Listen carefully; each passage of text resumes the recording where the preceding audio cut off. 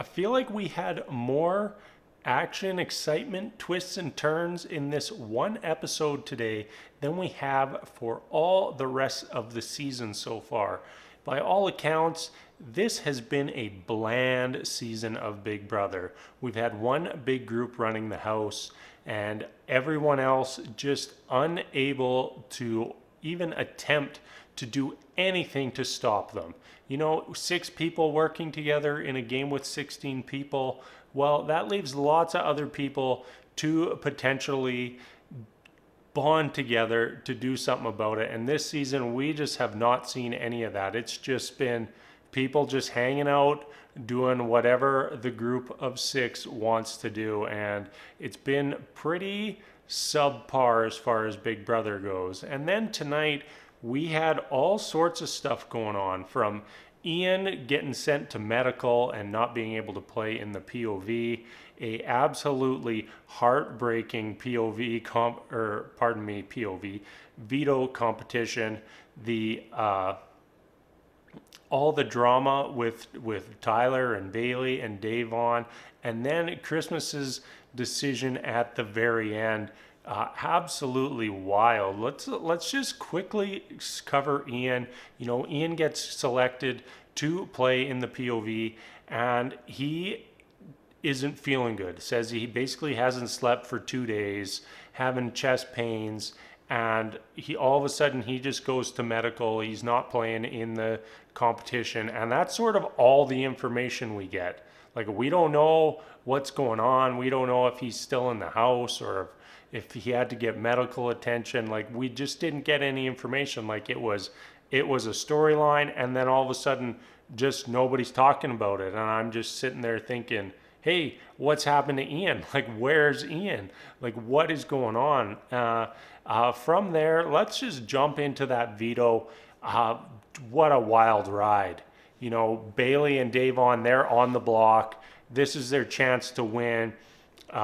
It's them versus Nicole F., Dani, and Christmas. Nicole F. and Dani aren't very huge competitors, so they just need to get either Da'Vonne or Bayleigh to beat Christmas. That's it. It's essentially a 2-on-1 veto. That's all they got to do. If one of them can beat Christmas, it's theirs. What happens?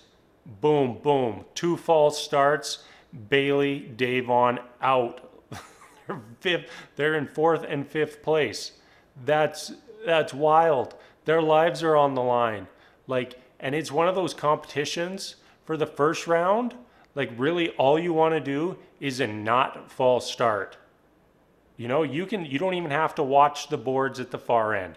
You can just watch the other people, and after the first person goes, you go. That's it. Like really, for most of the competition, that's all people were trying to do.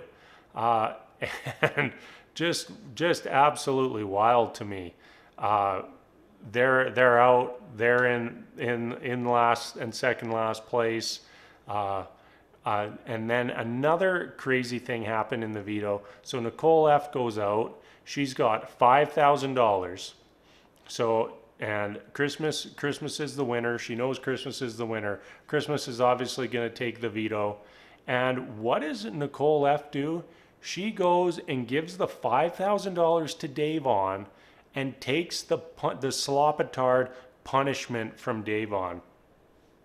This was very interesting to me, and I don't really think it's something that's going to help Nicole F.'s game.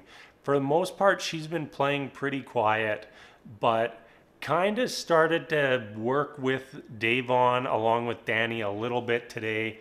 And then she extends this olive branch, and I'm thinking, like, aren't people gonna start to think that, one, it's either like a pity prize to Da'Vonne, or 2, that something's going on between Nicole F. and Da'Vonne?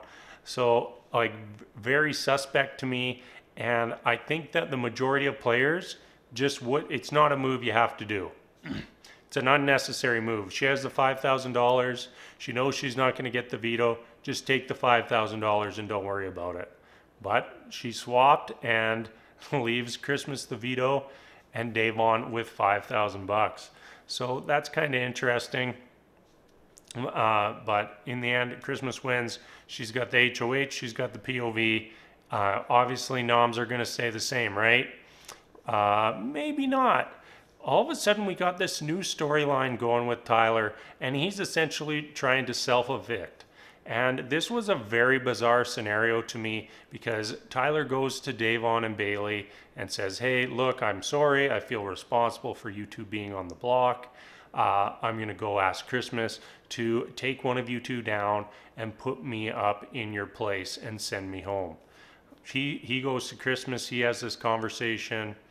And then all of a sudden, you know, that's planted in Christmas's head, but Christmas is also thinking like, hey, Tyler, you're my final two. Like, I don't want you out of this house. And then we start hearing that Bayleigh isn't considering things even between her and Tyler. And this is the part that really bent my brain. This was a situation where Bayleigh and Da'Vonne wouldn't have even had the full picture if Tyler hadn't brought information to them. First off, that Dani was targeting them, and for whatever reason, they just view Tyler as a snake for bringing them that information. And I'm thinking, what? Like, this guy brought you like a major piece in the game, and it's not Tyler's fault that Bayleigh tried to blow her own game up in retaliation to getting vital information.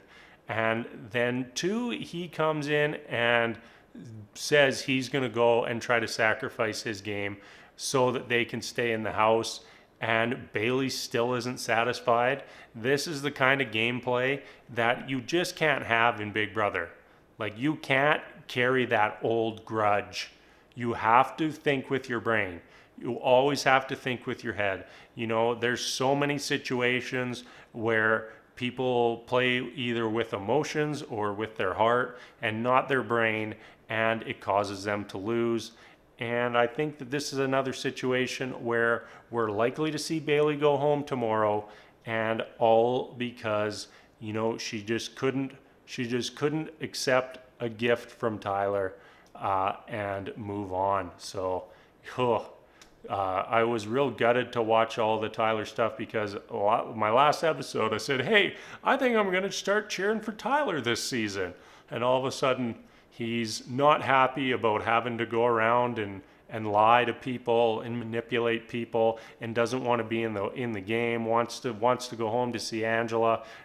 And I'm thinking, oh my, the one guy I wanted to cheer for, now he's gone, but he's staying at least for this week.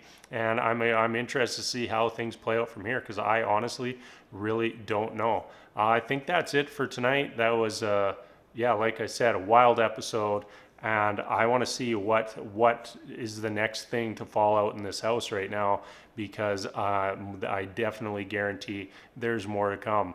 And I got to say, for Big Brother Season 22, it's about damn time. All right, as always, thank you so much for watching. And until next time, we'll see you later.